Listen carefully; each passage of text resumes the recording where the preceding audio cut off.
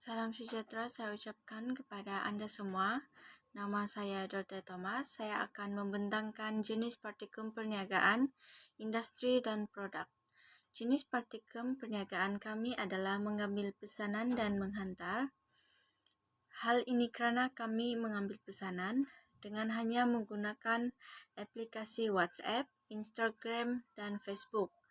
Namun begitu, akibat COVID-19 kami hanya dapat menjual yang tertumpu pada satu daerah yang terdekat saja, yaitu daerah saya, yaitu daerah Tenom. Selain itu, kami juga akan menggunakan servis menghantar atau lebih dikenali sebagai COD, dan akan tetapi kami akan mengenakan bayaran sebanyak Rm3 sahaja. Jenis industri kami adalah makanan dan minuman, dan produk kami yaitu aiskrim viral.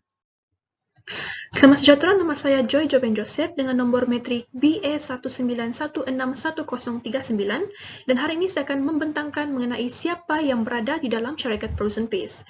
Yang pertama ialah Presiden Syarikat Frozen Feast iaitu Dorothea Thomas alias Thomas, dan Presiden syarikat ini ialah Charista Grace Ronnie. Pengurus kewangan pula ialah saya sendiri iaitu Joy Joben Joseph. Pengarah sumber manusia bagi syarikat Frozen Feast pula ialah Rusmadi bin Nasir. Pengarah pemasaran bagi syarikat Frozen Feast pula ialah Nur Syafiqah binti Abdul Manap, dan pengurus projek bagi syarikat ini ialah Elster David. Seterusnya, saya akan membentangkan mengenai jualan atau profit syarikat Frozen Feast, yang mana penyata kewangan telah disediakan untuk 5 kawasan yang berlainan, iaitu Sandakan, Kota Belud, Tenem, Tawau dan Sipitang. Jumlah modal kami ialah sebanyak RM300 dan ramalan jualan kami pula ialah sebanyak RM400. Ini merupakan penyata kewangan Frozen Feast pada 31 Mei 2021 yang mana untung kasar untuk kawasan Sandakan ialah RM346. Yang ini pula merupakan unjuran penyata aliran tunai untuk bulan Mei 2021 kawasan Sandakan yang mana jumlah tunainya ialah sebanyak RM646. Ini merupakan lembaran imbangan untuk akhir bulan Mei 2021 yang mana jumlah aset serta jumlah equity dan liability-nya ialah sebanyak RM646. Ini pula merupakan penyata aliran tunai untuk kewangan berakhir 31 Mei 2021 kawasan Sandakan yang mana baki tunai akhirnya ialah sebanyak RM992. Yang ini pula merupakan penyata pendapatan untuk tahun kewangan berakhir 31 Mei 2021 yang mana untung bersih selepas cukai dibayar ialah RM346. Dan ini pula merupakan kunci kira-kira pada akhir bulan Mei 2021 yang mana jumlah aset dan jumlah equity-nya ialah sebanyak RM646. Seterusnya, ini merupakan penyata kewangan kawasan Kota Belud yang mana ini merupakan penyata kewangan Frozen Feast pada 31 Mei 2021 kawasan Kota Belud yang mana untung kasarnya ialah sebanyak RM341 dan juga ini merupakan unjuran penyata aliran tunai untuk bulan Mei 2021 yang mana jumlah baki wangnya ialah sebanyak RM641 dan ini merupakan lembaran imbangan untuk akhir bulan Mei 2021 yang mana jumlah asetnya ialah sebanyak RM641 dan juga ini merupakan jumlah liability dan equity-nya sebanyak RM641. Seterusnya, ini merupakan penyata aliran tunai untuk kewangan terakhir 31 Mei 2021 dan baki tunai akhirnya ialah sebanyak RM982 dan ini merupakan penyata pendapatan untuk tahun kewangan berakhir 31 Mei 2021 kawasan Kota Belud yang mana untung bersih selepas cukai dibayar ialah sebanyak RM341 dan ini merupakan kunci kira-kira pada 31 Mei 2021 untuk kawasan Kota Belud yang mana jumlah aset dan jumlah equity dan liability dan equity-nya ialah sebanyak RM641. Seterusnya, ini pula merupakan penyata kewangan kawasan Tenem, yang mana ini merupakan penyata kewangan Frozen Feast kawasan Tenem, yang mana untung kasarnya ialah sebanyak RM341, dan ini merupakan unjuran penyata aliran tunai untuk bulan Mei 2021 kawasan Tenem, yang mana jumlah baki wangnya ialah sebanyak RM541, dan ini merupakan lembaran imbangan untuk akhir bulan Mei 2021 kawasan Tenem, yang mana jumlah asetnya ialah sebanyak RM541, dan jumlah liability dan equity-nya sebanyak RM641. Yang ini pula merupakan penyata aliran tunai untuk tahun kewangan terakhir 31 Mei 2021 kawasan Tandem, yang mana baki tunai akhirnya ialah sebanyak RM882 dan ini merupakan penyata pendapatan untuk tahun kewangan terakhir 31 Mei 2021 yang mana untung bersih selepas cukai dibayar ialah RM341 dan ini juga merupakan kunci kira-kira 31 Mei 2021 kawasan Tandem yang mana baki tunainya adalah sebanyak RM300. Seterusnya, ini merupakan penyata keuangan kawasan Tawau, yang mana untung kasarnya ialah sebanyak RM353 dan ini merupakan unjuran penyata aliran tunai untuk bulan Mei 2021 kawasan Tawau, yang mana jumlah baki wangnya ialah sebanyak RM353 dan ini merupakan lembaran imbangan untuk akhir bulan Mei 2021 kawasan Tawau, yang mana jumlah aset, liability dan equity-nya ialah sebanyak RM653. Seterusnya, ini pula merupakan penyata aliran tunai untuk tahun kewangan terakhir 31 Mei 2021 yang mana baki tunai akhirnya ialah sebanyak RM806 dan juga ini merupakan penyata pendapatan untuk tahun kewangan terakhir 31 Mei 2021 yang mana untung bersih selepas cukai dibayar ialah sebanyak RM353 dan ini merupakan kunci kira-kira pada 31 Mei 2021 yaitu sebanyak RM300. Seterusnya, ini pula merupakan penyata keuangan kawasan Sipitang, dan ini merupakan penyata keuangan Frozen Fish pada 31 Mei 2021 kawasan Sipitang, yang mana untung kasarnya ialah sebanyak RM340, dan ini merupakan unjuran penyata aliran tunai untuk bulan Mei, yaitu jumlah baki uangnya sebanyak RM540, dan ini merupakan lembaran imbangan untuk akhir bulan Mei 2021, yang mana jumlah asetnya ialah sebanyak RM540, dan ini merupakan jumlah liability dan equity-nya yaitu sebanyak RM640. Seterusnya pula, ini merupakan penyata aliran tunai untuk kewangan terakhir 31 Mei 2021 kawasan Sipitang, yang mana ini baki tunai akhirnya ialah sebanyak RM880 dan ini pula merupakan penyata pendapatan untuk tahun kewangan terakhir kawasan Sipitang, yang mana untung bersih selepas cukai dibayar ialah RM340 dan ini merupakan kunci kira-kira pada 31 Mei 2021 yang mana jumlahnya ialah sebanyak RM300.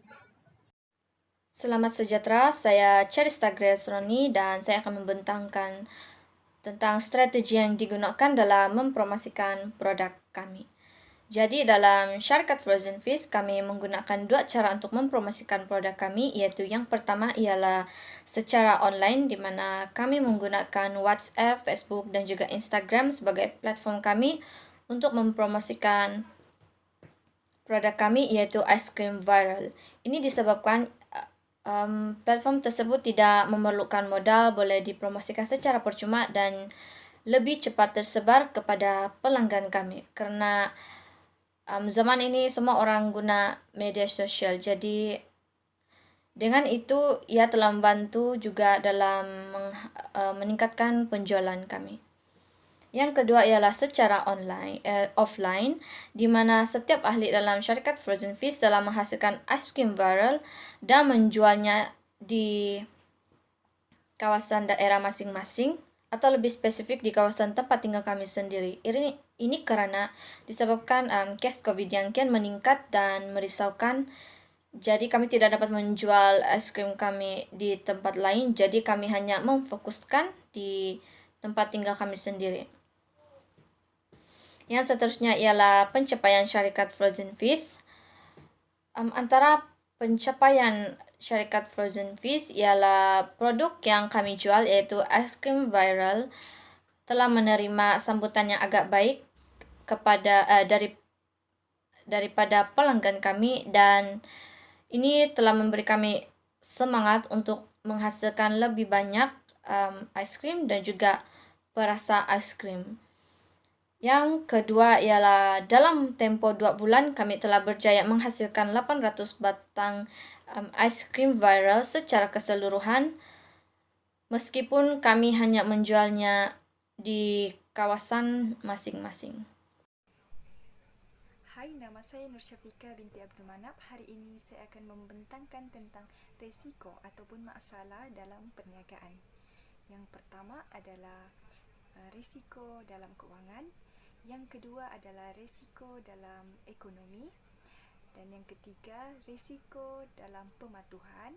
Yang keempat adalah risiko operasi, serta yang terakhir adalah risiko dalam strategi.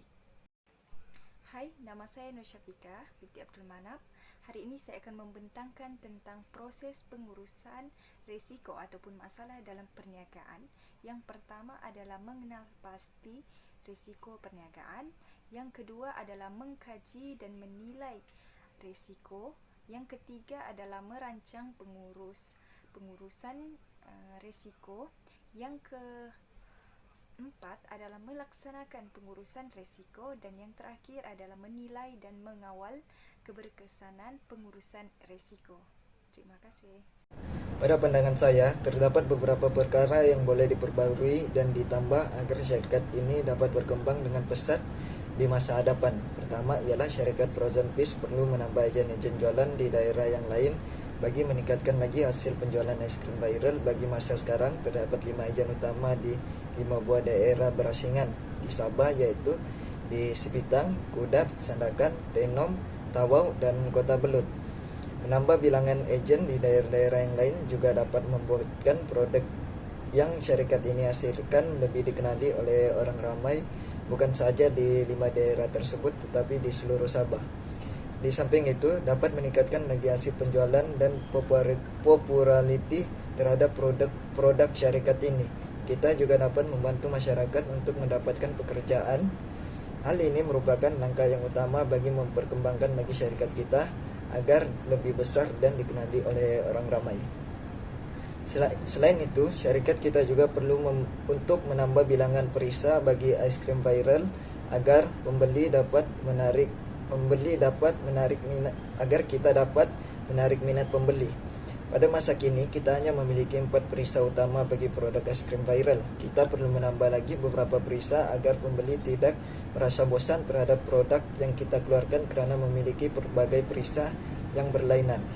Kita juga boleh membuat sebuah kelainan seperti es krim viral berperisa Oreo hanya akan dijual pada hari Selasa dan Jumaat. Hal ini dilakukan agar pembeli tidak merasa mual dengan produk kita, kerana beberapa perisa yang istimewa hanya boleh didapatkan pada hari-hari yang tertentu. Akhir sekali, perubahan yang perlu dilakukan oleh para ejen di dalam syarikat ini ialah tidak bergantung sepenuhnya dengan aktiviti penjualan di kawasan perumahan sahaja. Aktiviti penjualan yang bergantung sepenuhnya terhadap pembeli di kawasan perumahan saja tidak akan membuatkan peningkatan dalam penjualan. Oleh itu, para ejen jualan perlu melakukan inisiatif yang lain seperti pergi ke acara-acara sukan, tamu, pesta-pesta rakyat, dan lain-lain untuk melakukan perniagaan. Hal ini dapat meningkatkan hasil penjualan dan memperkenalkan produk kita kepada orang ramai. Sekian, terima kasih.